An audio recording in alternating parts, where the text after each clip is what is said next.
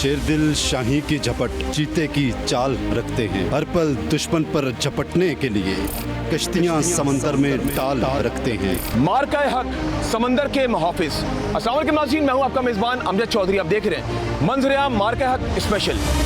सारे बड़े मोटिवेटेड थे और बड़े एक्साइटेड थे क्योंकि हमने कोई पिछले 15 साल से इसी दिन के लिए तैयारी की हुई थी।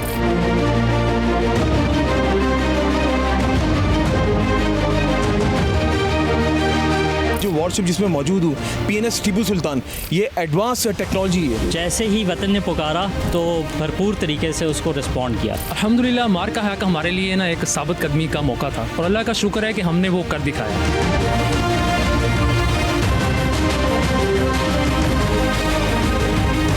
असल में भारत ने पाकिस्तानी शहरियों पर हमला किया। पाकिस्तान ने उसका जवाब ऑपरेशन बुनियानुल मरसूस से दिया। We did not allow them to access into our waters. क्या पैगाम होगा पाकिस्तानी आवाम के? आपकी दुआएं हमारा हौसला हैं। इंडियन नेवी सिर्फ लाहौर पोर्ट को तबाह कर सकती है, जो कि इस दुनिया में एग्जिस्ट ही नहीं करती। है कौन जो आए मुकाबिल हमारे, हम तो मैदान में ये सवाल रखते हैं।